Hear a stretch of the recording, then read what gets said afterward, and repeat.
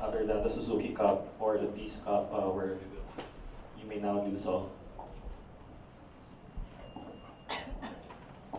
After Mr. Dooley, you've been with the training the Azkals for quite some time now. So may we know what area you need to improve at this point, or how far have you gone forming the team to your kind of brand of play? So far, I'm very happy how we developed in the last 6 months. We have some really good young players coming in. We play as a team together, and I think that the media, the fans, and all the federation, they are all happy the way we developed. So we play football. We almost won the Challenge Cup, and it was something very, very exciting to play. And sometimes the games goes like that. You have a 100% chance, and Philly doesn't finish it, and then you have a free kick from them, and they score, and you lose a final. That happened.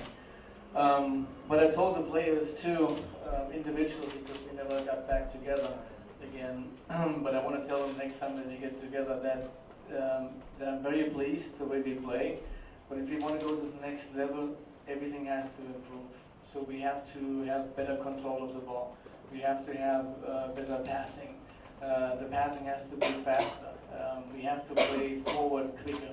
We have to be more an athlete. So we have to do actually weight training for the younger players, that they're getting a little bit faster, a little bit quicker, a little bit stronger. We have to learn from those games against Palestine and against Maldives that Schrock and those forwards that they are more advanced than our forwards. So you push them and they're flying 5-6 yards, and we're getting pushed and we're still trying to get the ball and maybe trying to do something where we're a little bit too naive. So this kind of, we get a little bit more professionalism in the team, and then I think we're in the right way. But it doesn't go over a week or 2 months or 3 months. It takes time. So we had the World Cup. It was great. I hope the players watched it, because there are some of the issues that we have in set pieces that because of the height we have, we are a little disadvantaged. That we need to grab the players, we need to push the players, and we need to use our body and have body contact in those set pieces.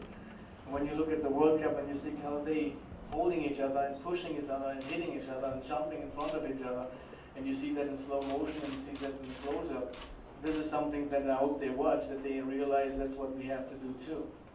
So in everything we do, we just have to get a little bit better, a little bit faster. Yes, ma'am. Hi, Coach. My name is Chikiro. I'm with DD5. Might as well address the elephant in the room. All right. Yeah, there was a little bit of maybe a big reaction of surprise from many of us. I don't know if I can speak for everyone.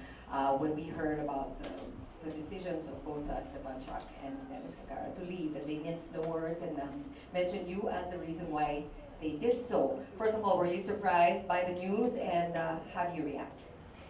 I was surprised, and I'm also prepared, because that's why I called this press conference too, because I want to talk a little bit about it. I don't want to answer 100,000 questions, so maybe tell you my story, the way that I see everything, and then I hope it answers a couple of questions. There's one thing that's very important. There's a code of conduct. If Stephan doesn't know, maybe he should go online. He can find that online. It's something that around the world, that every player knows how he reacts in certain situations. So this is something that that everybody knows. Then I wrote a couple of things down. It's maybe better when I read it instead of just talking to you guys. So the PFF and the Azkals are not a pickup club or pickup organization or a chicken farm like Stephan was releasing in the social media. So that was the first thing that I was like a little bit surprised when he makes his comments. It is a respected federation and a team which has more than millions of fans. This organization and team deserves to be treated professionally and like a business, because it's a huge business and costs a lot of money. Therefore, my mission was here to develop a team, develop young players here in the Philippines who bring the Philippine-based players closer to the international players. So that's what we did in the last couple of months. That doesn't mean that we can eliminate the international players from the team. The end is all about being successful and playing successful football. Without the international players, we can't survive, and we always rely on the performance from those players abroad. That means first comes the performance, and then a second, the player development. Yes, like I said in the beginning, you don't need the best players to be successful, you need the best team. So everybody needs to play for each other. Integrate the individual skill of every player and bring them into the form, into the collective. That's what I'm talking about. Sometimes the best player who is selfish and puts himself in front of the organization, the team will have a problem with any team. So in my opinion, the local players here in the Philippines are getting closer to the international players, and we can see a real competition. That is a game of football in the highest level. Players like Sato, Armani, Jeffrey, Jason, Simon is a little bit older, but he's new, in my opinion. OJ, Kurt, and Ken are upcoming players with a great future. There's no guarantee for playing in a national team because you are playing overseas. Our overseas players like Roland, Paul, Jerry, Rob, Martin, Javier, Juan are full integrated players and starters in our national team.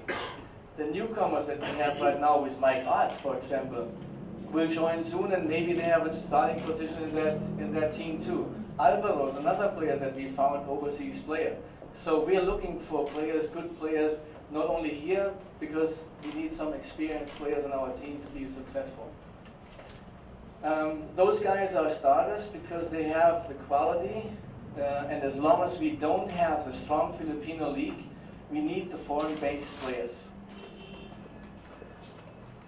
And as long as we find a player who has some Filipino blood in his body, he will consider to play for this country because he is a Filipino no matter what. I was in Germany, half American, half German. I played for the US. And I say everybody who has a Filipino blood in his body, he deserves to play for this national team. If he has quality and performs very well. We never said Neil or Dennis want to play anymore for us. We never said that. We never kicked them out. They made a decision they don't want to play for the national team anymore, whatever reason it is, and that's okay. In my opinion, I would, thank for everything that they have done in the past for the national team, for this country, and I wish them good luck for the next teams wherever they play. So this is just a little bit about the comment that he makes about the players, foreign players, and about the PFF and the Azkals. I can go to the next, Neil Etheridge, because he attacked me too. I don't have to call every player up and tell him he is not invited or he's invited. They will find out early enough if they are invited or not. Players who are not performing well or having experience might be left out, and if they have a problem with that, they should call me and ask, Coach, why I'm not there? What do I need to do to get back in? Because I don't have, that says nowhere in any magazine and any paper that I have to call somebody and say, hey, by the way, you're not coming for the next tournament. So, okay, how many games did Neil play in the last 3 years as an experienced player? How many league games did he play? 3? That's a lot. So Joel, his coach in England, said he's not an experienced player and he needs 60 to 65 or 70 games in a season to get some experience as a goalkeeper. So he played for the national team and maybe he did some great job, I don't know, but I think that's a good thing he did. But right now we're looking for performance and experienced players. A little thing, this is just my opinion. It's my opinion. It's not, I don't know if it's true or not, it's just my opinion. He came to the Maldives and from the first day he had eyes on his knee. I talked to him before on the phone, everything was fine. He had eyes on his knee. And he even took a day off training after the second or third day. And he needed a break. I don't know why, but maybe he was injured. I asked him the day before the game when we left the boat to walk to the hotel, what's up with your eyes? Because he had everyday eyes on his knee. And he said, no, it's nothing, it's just mentally, I need to prepare for that because I had always eyes before, so it makes me feel good. Okay, he said, I'm 100%, there's no problem at all. After the game next morning, next morning I'm sitting with the coach next to me, the goalkeeper coach. He walked by and said, like this, And I asked him, what does it mean? So he went over, asked him, and he said, I cannot train anymore and I cannot play anymore. I'm done. How? How did you get injured? I didn't see anything in the game. So, and that comes my opinion, what I think, that he was injured when he came, but he wanted to play as the first goalkeeper instead of Roland. So, when he plays the first goalkeeper, he can go out. Again, it's my opinion. If he goes out, and then he doesn't have to train anymore. But if Roland plays the first game, you have to work every day hard to get in or to be competitive. So that's why I'm thinking in the end, you know, I played 20 years. I told the players when I came over here, I played 20 years. I have seen everything. I know how players feel. I know how coaches feel. I know how it is when you do this. I know how it is when you do that. So you cannot make an X from Y from me. So and that's why I'm thinking about this whole thing was kind of a setup.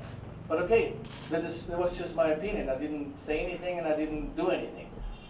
But bringing him as a goalkeeper now for the Peace Cup, really for me it doesn't make sense. So it cost us thousands of dollars to fly this guy in, or this guy, I'm sorry, to fly a player in, thousands of dollars, and he would be only the third goalkeeper. So I think that Roland, sometimes as a coach you have to make a decision and give the feedback for a goalkeeper that you are my number one, that he can prepare, because it has something to do with mental preparation. So you have to make a decision. So I wanted to wait up the Peace Cup, and what you see with Roland in the Peace Cup, he's absolutely the number one. For the Challenge Cup, yeah. So, and after Roland, for me, absolutely is Patrick. I saw him every single time playing here in the UFL, and most of the time he was outstanding. He played for our national team, 3 games, 4 games, outstanding. He deserves to be the second goalkeeper. So if I'm flying somebody in for thousands of dollars to bring him over here, just to be the third goalkeeper, I don't think that makes sense. And again, I don't have to tell somebody why he's not coming. If he doesn't understand it, he can call me before they go into the social media and hammering everybody about this not call up or whatever you call it. So, so Neil is talking about disrespectful on my end. I think it's disrespectful to use social media and make negative statements like he did. Again, I don't owe anybody a conversation why somebody's not called in for a camp, and I can talk to somebody and tell them why, but I don't have to. And if it would be somebody like Rob, Roland, Cherry, and Paul, they play experienced, they are way more experienced, and they play in a league over there in high levels, then maybe I could, I should, but I don't have to. That would make sense. Just a follow up. Sure. I know you have a couple more, that you want to read. We appreciate your official statement, but we want to kind of go to the gut, visceral, emotional level. Calling to mind the relationships that you've had with the players, especially the ones that have said goodbye or are saying goodbye. Is there something you can share with us as to how you are dealing with this emotionally, if at all? It is bothering you. I mean, I'm talking to every single one, and I'm trying to listen to everybody's problems he has, and I'm trying to motivate them to the best that he could, because the players that I'm calling in, or we calling in, those are the ones who should help us to be successful. And if somebody is unhappy, then I'm trying to talk to him, make him happy, because I want the best out of him. And I tell everybody before the game, I say, you know, we need everyone. Simon was the one who went with us to the preparation, and he knows that he might not going with us to Maldives, and he still wanted to be there and want to help us. And so I'm trying to do put everyone in a perfect mood that he can help everyone, because even the last minute in the game we might need him. How do you describe what you're feeling right now? My feeling? I mean, I'm sad of the situation, what's happening, because when you look at all the work we did so far, and we have 3 players here selfish and putting themselves in front of everything, making everything bad, and telling stories. With Stephan, if he said something over here, he's a liar too. So if somebody does that, this is the worst thing that could happen to the team. I said the most important thing is you have the best team, not the best player. Even if the best player does something like this, it's kind of poison for the team. So we have to go against that. Good. Thank you. You want to say something? I'm not done yet. And they have to stop you.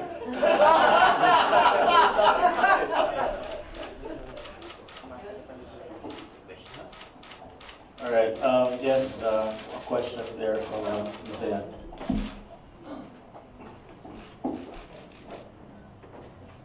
Hi, Dan.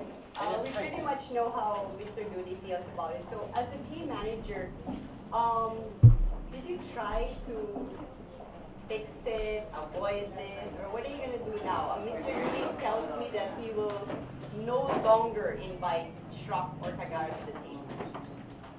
Well, I mean, what do you plan to do as well, a I made my manager? statement in my Facebook page as well, and on Twitter and in social media. Well, as somebody who has been in the team, well, this breed of Azkals since 2010. Of course, I feel quite disappointed that players and coaches have to feel that way to each other. I'm sure everybody, and as I said, everybody has the same mission, an objective and desire, and that is to bring Philippine football to the world stage and to unite the Filipinos through the sport. Are you going to do anything about it? Am I going to do anything? Well, I've talked to... I mean, have you talked to Stephan? Like, Yeah. I mean, I have always been accessible to players and coaches alike. Maybe not always to media, but for the players and coaches, they have always had access to me. I've always talked to them. But you know, this particular instance saddens me because really, at the end of the day, it is just a matter of. It is a matter of playing time. So hindi ka na parang gagawa ng effort na parang magpagkasundo sila at para makabalik kasi sabi ni No, well, a continuous and open dialogue is always there. Of course, the parties are emotional, and therefore Stephan and everybody else, even the other players, will come in to say a piece about it, and Coach Thomas. Of course, when it comes to these issues, everybody's emotionally affected, and they know me. The coach knows me, the players know me, and they know that I never cease to give players and coaches all the chances in the world to reconcile and see and settle the differences. I think it's important that we are able to do that, and of course I'll continue to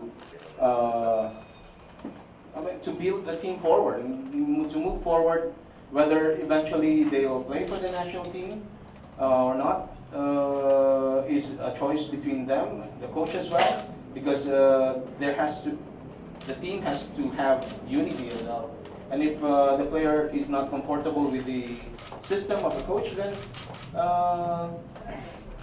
he has to deal with it. And if dealing with it means he takes a leave or does not want to play, then it's something that I have to accept. I mean, the bigger obligation to me is not to the players nor to the coaches. It is to the Philippine people, and that's to build a good team, to build a team that will make everybody proud, and to rally behind the team, and to make sure that we win those tournaments.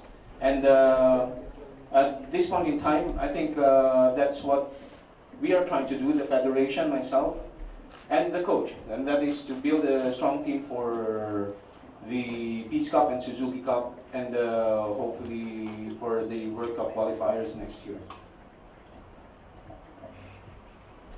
Yes, sir, and then Bob, and then the gentleman in blue. Yes, you sir first. Are there any other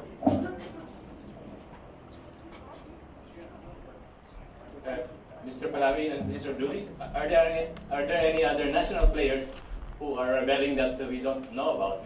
We didn't know about. I didn't know about Neil Etheridge. Now you know. Yeah, now you know. There are three. I don't know if it's more. I don't know, but I can tell you one thing. something what Stephan does or what he did is unacceptable. Unacceptable, unprofessional, selfish, in a manner that you cannot have a player like this in the team. And I said it before, if you have a player like this in your team, he makes a mess everywhere. So that's why, clear from my end, he's not playing for me anymore. That's a statement that I'm making, that to make it clear that if he's coming over and say, I'm sorry, he's going all over the world and hammering us over here, what kind of a chicken farm we are, and he is not playing for me anymore because I don't like foreigners here, and I don't want those players to play for the team. Everything is not true. And if somebody does like this, what happened? And it's only because I stopped him. So if this player comes here and I put him on the bench, we start all over again. I want to build something over here that we go to the next level. And I said it in my first comment that I made over here. We don't have to have the best player. He's not the best player anyhow. We don't have to have the best player in the team to build a great team. We have to have a great team where everybody works for each other. And there are people that I want to mention later on, like James. Maybe I say it right now. James, he's a professional. He came off the field, he was pissed off. And he was right. Because he didn't perform very well, and I took him out because everybody wants to play. How did he deal with it? Did you read anything in the media? Nothing. He was calling me or talking to me. We were sitting together talking about the situation, and he was working every day in training to get back into the lineup. It wasn't his tournament. So, but maybe give him a couple more weeks, a couple more training sessions, and he would be back in the lineup. That's how you deal with professionalism. And not the other way around, like you do. Just a short follow-up. The condition for Stephan that he's not playing for you anymore. Does that apply as well to Dennis and Neil? Yeah, Dennis is the same thing. He doesn't want to play for me anymore because I treated him wrong. I wasn't honest. I was honest right from the beginning. And now let me continue with Dennis. Okay. It's not a big thing. I like him. He's a good guy. He's a good person. So honestly, yes, I am. I told every player in the beginning when I came here that that's what they can expect from me. Honesty. I also said I never take it personally when I criticize anybody. Don't take it personally if I criticize. I'm a teacher in football. I let you know what you do wrong. Don't take it personally. It's all about football, not about personal life. Yeah. So, and Dennis again, he had 2007 to 2010, he was a great player. He played in the Bundesliga, looked him up. You can imagine, I did my research. He did a good job, he played a good job. Then he got injured, and he dropped down a little bit. And yes, I had a conversation with Dennis when he told me he wants to go home because of his clubs. His club needed him, and they put him under pressure because of his contract ends, and he wanted to renew his contract. I told him at that time, he needs to talk to the media. I'm not going out to the media until the media, Dennis is leaving because of yada, yada, yada. I said, you go to the media, tell them why you're going to leave, and I back you up, because I totally understand. You have to pay the bills, you have a family, you have to get a new job, the club wants him. And I told him honestly that because I don't see that you're going to start the next couple of games. Because Sato is playing, and I think that he's a little bit in front of you. If you get injured, you're coming in, but I don't think that you're going to play, because I'm honest. So then he said, yeah, with the media, needs to talk to the media. Not saying. Okay, so I totally understand the situation. So that doesn't mean. So when I told him, he asked me about. I don't have to read it. He asked me about if that affects his future with the national team, and I said, no. Why? If you're going home right now because of the situation that you have with the family, with your job, no way. But it doesn't mean that he's invited to the next camp. He was injured only 70% when he came. He said, I'm coming over here, but only 70%. Yeah, but Sato is 100%, and look how he plays. So I told him, Sato is better than you right now. He's going to play. So, but does it affect your future? Maybe not. If he plays somewhere and he's playing good, I would be stupid not calling a player who can help us to make a better team. That's what they don't understand. So, and like I said, I never said that you're coming to the next tournament or to the next camp. It's all about performance. It's not about age, it's not about popularity, It's not about the looks. It's about the performance on the field. If you play great, if you are 40 years old and you score every game 4 or 5 goals, believe me, he plays up front. And the same is with Rob. If he continues to plays like that, he continues to play. If we get another center back, maybe we get another older player who drops back in the next couple of years. But that's a part of life. That is football. Anyhow, same thing with him. You know, to bring him in, of course, I consider, who do we get? Who do we bring in? If we bring Dennis in, after he was injured, doesn't have a club right now, I don't know if he trains, he's coming in, and we have Sato. He's maybe number 1. We have Jeffrey. Remember how he played? He played here in the league, he played great games. He played in the national team, played great games, he got injured. Now he's fit again, so he's maybe number 2. Or maybe he has to fight for the number 2 spot. So we cannot invite like 4, 5, 6 left backs. So 2 would be enough. So it would be the same situation. Do we spend thousands of dollars again to bring somebody in that we know he's not going to start? Or maybe let him find a team, let him find something and let him get into shape, let him play in the club. Because some of the media was writing too, he's a superstar in Limpy. They don't want him anymore. He couldn't find another team. It's difficult. I'm not saying, he's a great guy, I like him. Great conversation with him and everything. It's about performance, not what you did 5 years ago with the national team. What do you do now? We want to win, we want to continue to develop something here in the Philippines. Okay, thank you, Coach. Yes, Bob? Yeah, Coach Thomas, I just want to clarify something. I'm not sure if you said earlier that Stephan Schrock will no longer play as long as you're the coach, as in you will not select him. And that's Cagara. Did you say that? Or? He said that he doesn't want to play anymore for me as long as I'm the coach over here. And if you don't read German, I read German. There's all over the news everywhere how he hammers me over there. How can I invite those kinds of players that I don't even know that he's not the best player? He can play only two positions. He can play center forward and maybe number 10.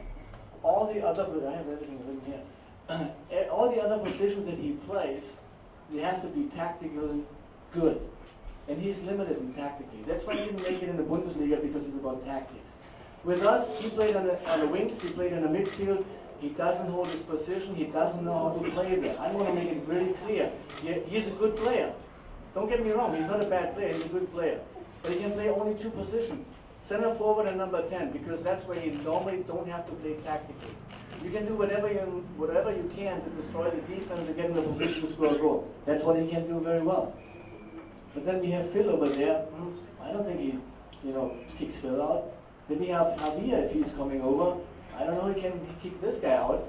And then we have maybe Mike Ott, who's a number 10 who plays in Nuremberg and is an upcoming star. If he plays better, maybe that he doesn't have a position in there too. And the biggest part of it, even if he would be the best player, you cannot, in my opinion, and that's what I said from the beginning, if you have a player like him, he shows that. In the team, he destroys the team. He destroys, nobody would believe me anymore, nobody would listen to me anymore, because he will go every time to the next guy talking, waiting for the next moment to go after me, or maybe after the federation. Unacceptable, unprofessional, selfish way, because everything starts, I took him out. And then I took him out, I don't have to read it.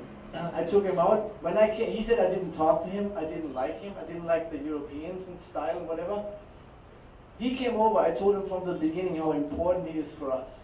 And I was talking to him about how much I need him in the tournament. I read that he was injured, and I talked to him about his knee. He's like, Coach, after the tournament, I need to have the surgery, but I play 100%, and you can count on me. So, okay. So we played 2 games. In the 3rd game against Turkmenistan, he got injured, he pulled his hamstring. It was 2-0 for us. That's what you look at the coach, 2-0 for us. Take him, save him, because I wanted to blow his legs off and he cannot play anymore. He would be out of the tournament.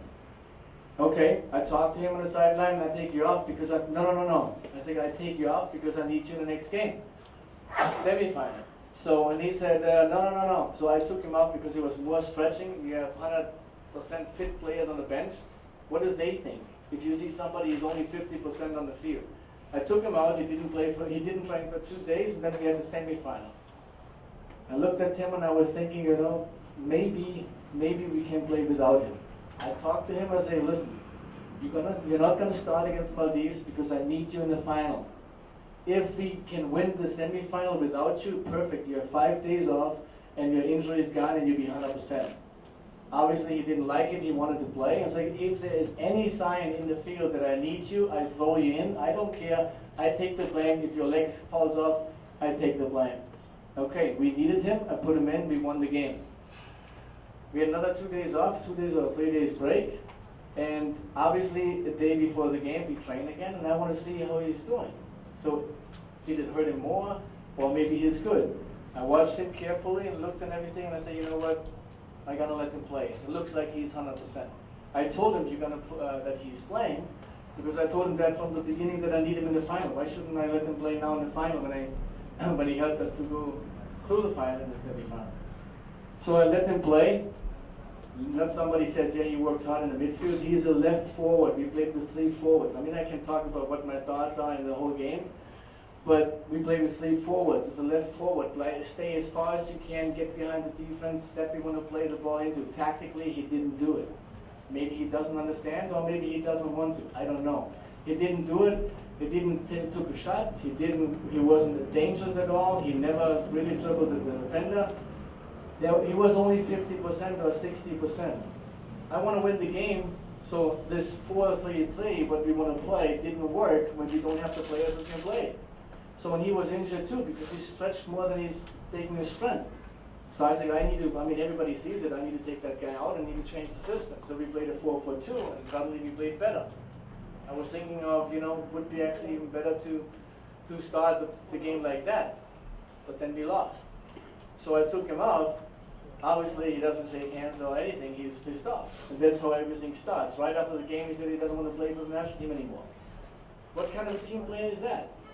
You're injured and you have fit players on the bench, and you come off because you want to have the glory. It's a whole team who gets the glory, not one player. So, and another thing was, I don't know, the most important one. I'm getting lost over here. So one thing that because of this, I want to mention another player. The only one that I really should have talked to was Christopher Gracious. That's the one that I needed to talk to. I don't have to, but I was thinking after the game, I should have bring him in. I thought with bringing in Oche instead of Chris was like a little guy. He's quick, he's fast, he can dribble somebody. They have big guys in the back. Maybe we can get a free kick, maybe we can get a penalty or something, we can win. So with him, that's why I put him in. But after the game, you know it better, and I was thinking about maybe I should have called Chris in with his experience and scoring the goal in the semifinal. Hey, maybe it would be better for us in the team, or maybe you had the chance to score a goal. But after the game, you know it better. But that's the only one that I should have talked to. I don't have to, but I think I should have talked to him and tell him why I made that mistake and didn't let him play. But there's one more thing that I also, if you are a player, if you wear this thing over here or the PFF in the jersey, it's an honor. It's an honor for you, and you do whatever you can to represent that country and represent that team. That's what you have to do. That's why in the first place you wear this jersey. So you represent this country. So now you're sitting in the lobby, shirtless, smoking a cigarette with all the team, with the team there, with the fans there, with maybe a potential sponsor. Who wants to sign up there? Who wants to be involved in that? That's unprofessional, no respect at all. That was pissed me off so much too. Mr. Schrock? Yes. So those are the things in the end was like, what I cannot accept. And this is something that he didn't talk in the media in Germany about it. I'm pretty sure they didn't do that in Frankfurt or maybe in Hoffenheim or maybe now in Fürth. I'm pretty sure he doesn't do it, but here thinks, because he says he's working for a chicken farm where everybody does whatever they want. We just have to let them know. And I will let them know that he has no place away in that team anymore. Okay. Thank you, Coach. And there were a couple of more people who wanted to ask questions. Yes, sir. And then, sorry, please state your name and your media affiliation. Thank you. So we'll have these last two questions and then a photo op, and then for those who'd like to do follow-up interviews, we can do that after the press conference. Yes, sir, please continue. Gentlemen, thank you very much for inviting everyone here today. I wanted to direct this question at either Mr. Dooley or Mr. Falami. I'm Ryan Sangalia from Rappler, by the way. What have you addressed the team as a whole yet about this situation? And do you feel that it would be important to let everyone, because there have been accusations about communication, that you allow everyone the opportunity to air out your grievances?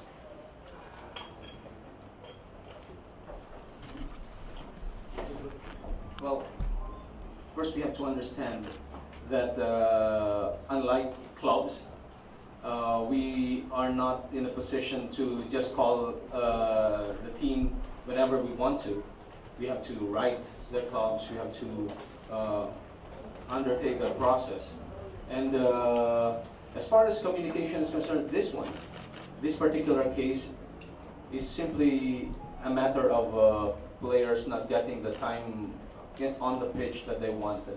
And therefore, because of their grievances against the decision maker, which is the coach, they come out and say, okay, since we don't feel that we are needed anymore, we don't play.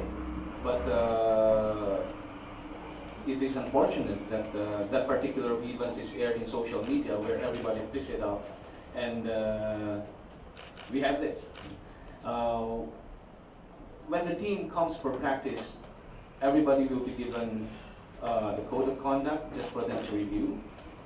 And then everybody will be given, and in all our practices and all our tournaments, we always have team meetings. We always give them the expectations of the fans, the coach, how we play, how we intend to play, how the other team has been playing, and how we think they will be playing, and how we would want to win the game. That is almost every day that a team meeting is done on practice, and if not on the pitch, we have our own conference room where we have these meetings. And of course, I mean, for the reporters who have been with us, for the media people who have been with us, they will know that that is how we do it. So I don't think really it's a communication problem as well. It's more of how they have communicated their grievances that has been the concern of management, the coach, and the federation. Thank you very much. Thank you, sir. And last question, please, sir. Peter Bobatic, Lucas of Sports Radio.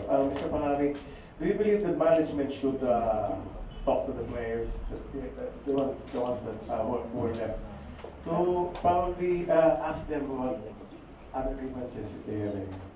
No, actually, as I said earlier, I've been in constant communication with the players ever since. But obviously you were surprised that this, or you're not surprised. No. After, okay, let me tell you my story then. I didn't write it. No, but after the game and after the finals, Stephan Schrock came to me and told me that, boss, I don't think the coach likes me. I don't think the coach needs me. I think he wants to use local players. I said, why is that? Because you see, I wanted to play, but halftime I was subbed. I said, you're injured. I think everybody could see that. Yeah, but I still want to play. But then again, that's where the problem was. When in the semifinals, when the coach announced in the team meeting who the first 11 was, those who weren't in the first 11 came to me and said, hey, I flew all the way from Europe, came here, and I'm not first 11. Why is that? I said, you're injured also. And the guy who replaced you last time is playing well. So why is that? Why is that even a concern? Well, yeah, but you know, I've been a big player. I mean, I come from a big club, and yet I'm treated this way. The coach is disrespectful. I said, I think that you got it the wrong way. I mean, we had those discussions.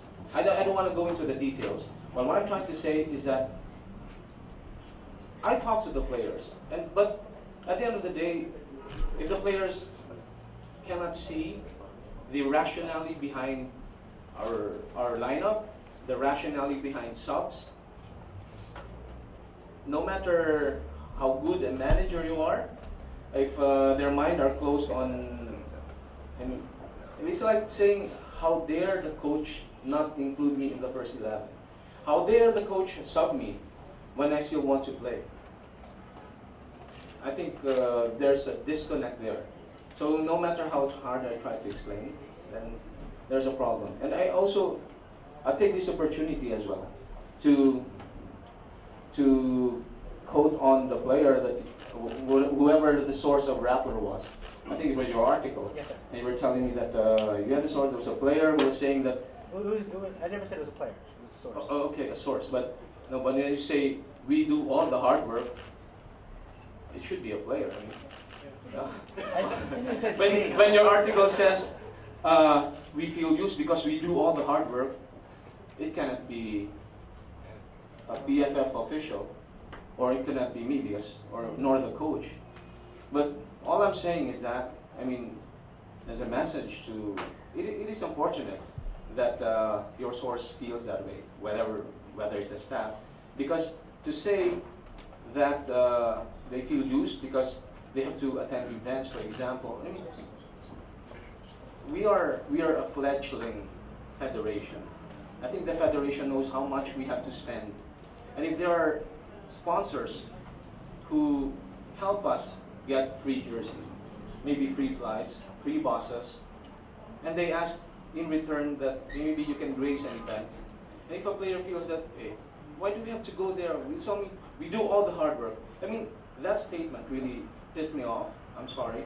Because then it's a discredit. And it's a discredit to the other people who have been working not on the pitch, but off the pitch, but who are a part of the team. It's a discredit to Chester, who has to wash his clothes, to wash the clothes of all the players until 4 a.m. so that it will be ready for practice the next day. It is a discredit to Ace, who has to bear the brunt of the hotels, preparations, everything. And they say, it's all everything that happens. Sometimes the flights are, and we have problems with the flight arrangements. Really, we try as much as possible, and they feel that because it's something that, and they say they do all the hard work. It's shameful because he has to hide behind the cloak of anonymity. I mean, if it's a real concern, why not come to me? I mean, we've never punished a player for airing grievances. We have done that before.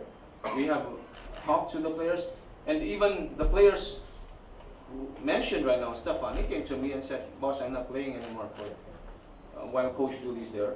I've known that the day before we left Maldives.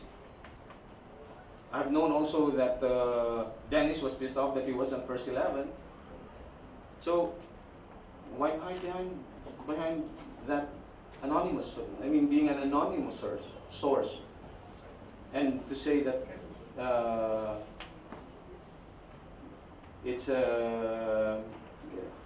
they've been doing all the hard work all this time, and really, for me, it's a discredit even to the people who have always been supporting the team, because we have reached this level.